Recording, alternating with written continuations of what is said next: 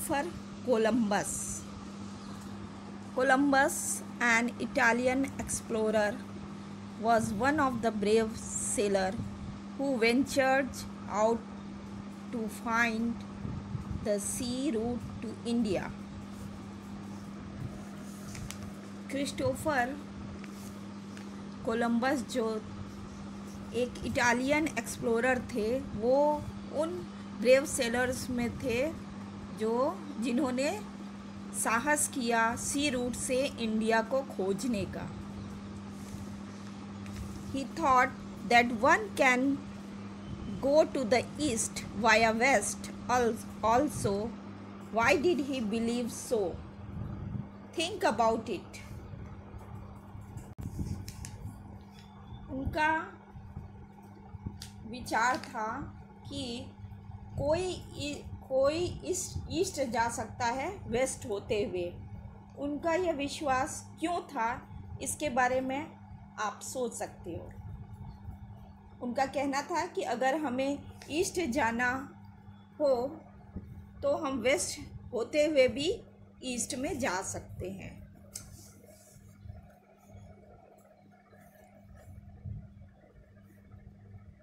As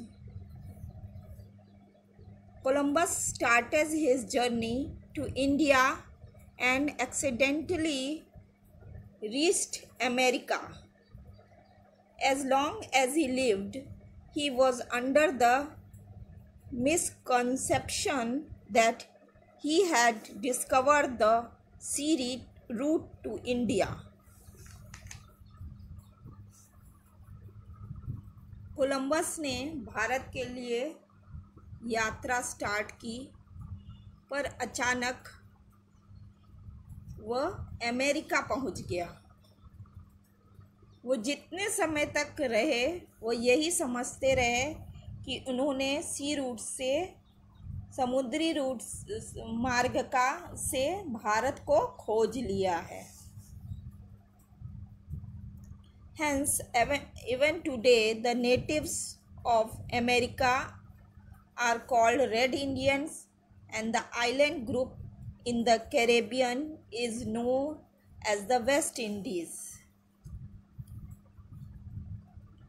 इसीलिए आज भी अमेरिका के मूल निवासियों को रेड इंडियन कहते हैं और कैरेबियन में आइलैंड द्वीप समूह को वेस्ट इंडीज के नाम से जाना जाता है. Vasco da Gama, a native of Portugal, discovered the sea route to India. Vasco da Gama Portugal थे. उन्होंने समुद्री रास्ते से इंडिया की खोज की.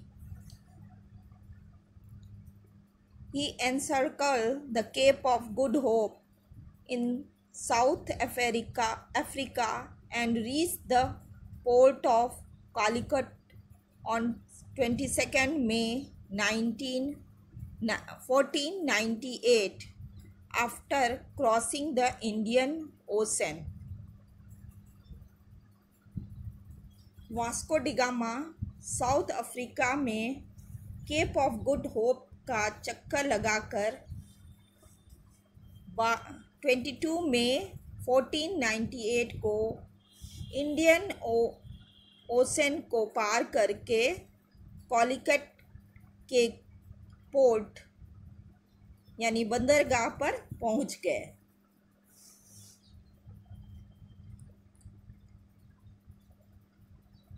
The then ruling king of Calicut, Zimorin, gave permission to Portuguese to trade. तब कालीकट के राजा जिमोरिन वहाँ शासन करते थे. उसने पोर्टुगीज़ को वहाँ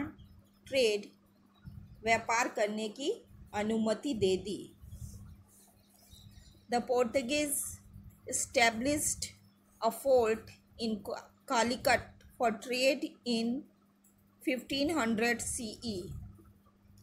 1500 CE में पोर्टुगीज़ ने व्यापार करने के लिए कालीकट में एक किला बनवाया। They fortified it and appointed a commander-in-chief, namely al-Baruki, to safeguard the fort.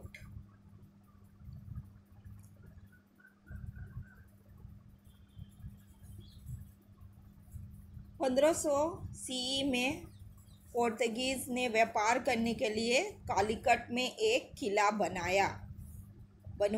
किला की सुरक्षा के लिए उन्होंने अल बरूकी नाम के एक कमांडर इन चीफ को नियुक्त किया।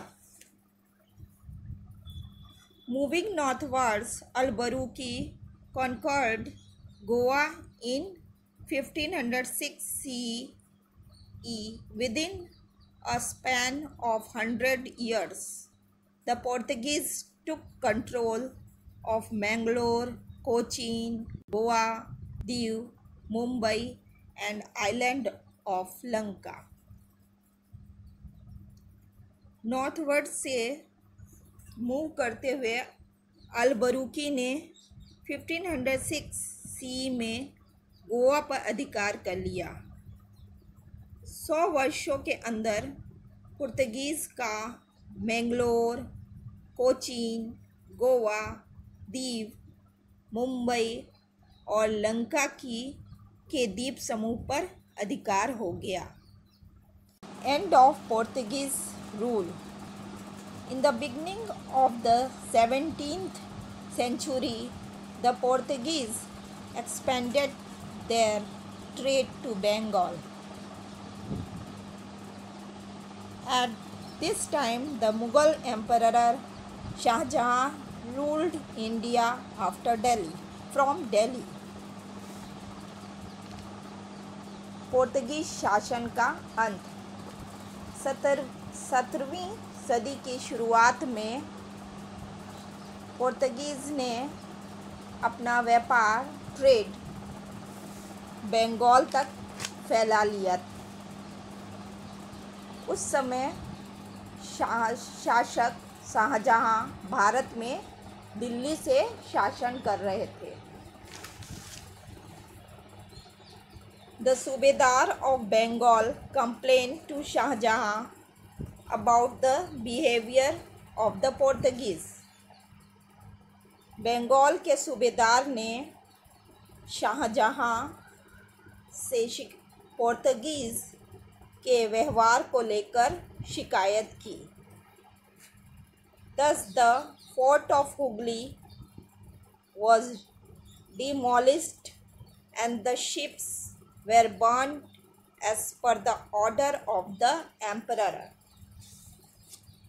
फलस्वरूप जब बंगाल के सूबेदार ने पोर्तुगीज़ के व्यवहार को लेकर दिल्ली के शासक शाहजहां से शिकायत की, तो इसके परिणाम स्वरूप शाहजहां के आदेश से हुगली का किला तोड़ दिया गया और जहाज़ों को जला दिया गया। In this way, the Portuguese rule came to end with the exception of the territories of Diu, Daman and Goa.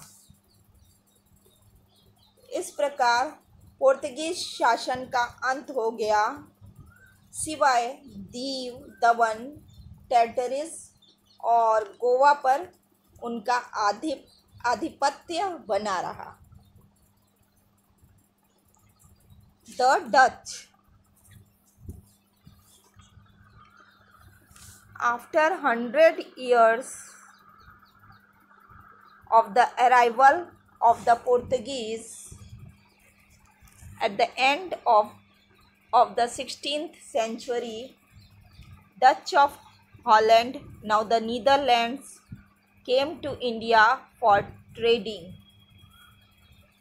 Portuguese के 100 वर्ष पूरा हो जाने के बाद, उनके 100 वर्ष तक यहाँ पहुँचने के बाद 16वीं सेंचुरी के अंत में डच ऑफ हॉलैंड, वर्तमान समय में नीदरलैंड, इंग्लैंड इंडिया में व्यापार करने के लिए आए, इंडिया में ट्रेड करने के लिए आए।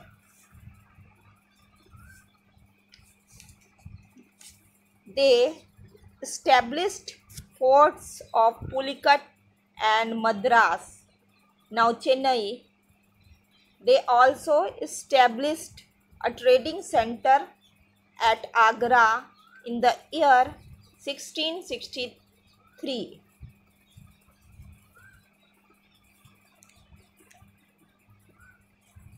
उन्होंने पुलिकेट और मद्रास में व्यापार करने के लिए किले बनवाए।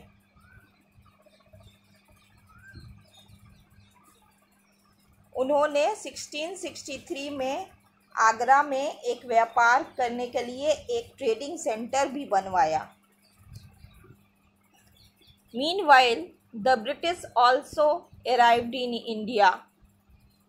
The Dutch could not withstand the competition against the British. इसी बीच ब्रिटिश भी ट्रेड करने के लिए इंडिया आए। डच ब्रिटिश के साथ कंपटीशन को झेल पाने में असमर्थ रहे। British interest in India during the region of Queen Elizabeth of England in the year 1600 CE, the British established the East India Company. This company belonged to merchants who wanted to increase their wealth by undertaking trade with India. 600 CE में जब England में queen Elizabeth का राज था, तब British ने east India company बनाई। यह company उन व्यापारियों, उन मर्चेंट के लिए बनी थी जो अपने बिजनेस को इंडिया के साथ ट्रेड करके बढ़ाना चाहते थे। The first British ship arrived in India at the port of Surat in the year 1608 CE. Captain W. Hawkins, the captain of the ship, was the first British to set foot in India. 1608 CE में पहला British ship India में सूरत के port पर पहुंचा। Captain W. Hawkins, जो ship के captain थे, first British थे जिन्होंने इंडिया की धरती पर अपना कदम रखा।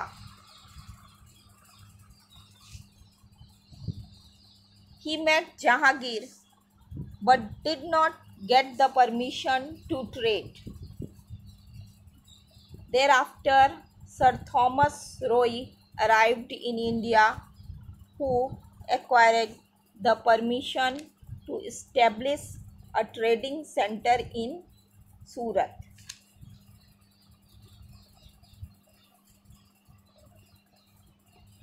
वे जहांगीर से मिले पर उन्हें ट्रेड करने का परमिशन नहीं मिला।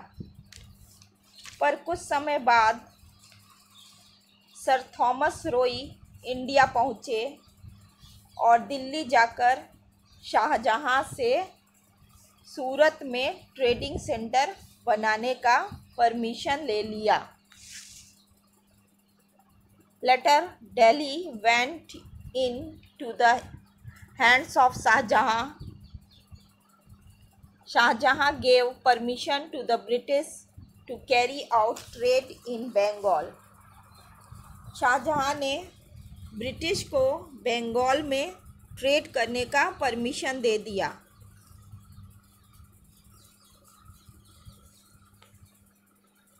The French 6 the French established the French East India Company in the year 1664 CE। 1664 CE में फ्रेंच ने the French east India company बनाया। दे established factories in Surat, Machilipatnam and Puducherry Pondicherry.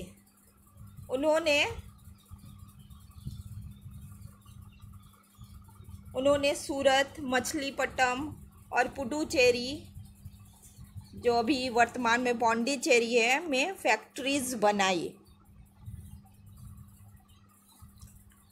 The head of the French company was Joseph François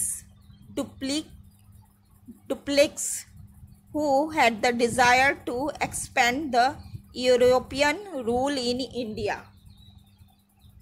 French company के head Joseph François duplex की इच्छा थी कि वो company India में अपने व्यापार को फैलाए। Thus the French and the British stood in competition against each other to become the strongest European company। इस प्रकार French and British company strongest European company बनने के लिए इंडिया में सबसे ज़्यादा स्ट्रॉन्गेस्ट यूरोपियन कंपनी बनने के लिए कंपटीशन में एक दूसरे के विरुद्ध खड़े हो गए। There were innumerable disputes and battles, and finally the British emerged as the winner। इस प्रकार फ्रेंच और ब्रिटिश स्ट्रॉन्गेस्ट कंपनी बनाने के लिए एक दूसरे से लड़ने लगे और एक दूसरे के विरुद्ध हो गए। दोनों ने अपना वर्चस्व बनाने के लिए दोनों के बीच झगड़े और युद्ध होने लगे, बट फाइनली ब्रिटिश विनर के रूप में उभरे। However, the French retained their control over the trading centers of Puducherry, माहे एंड चंद्रनगर। इसके बावजूद फ्रेंच ने पुडुचेरी, माहे एंड चंद्रनगर ट्रेडिंग सेंटर पर अपना कंट्रोल बनाए रखा।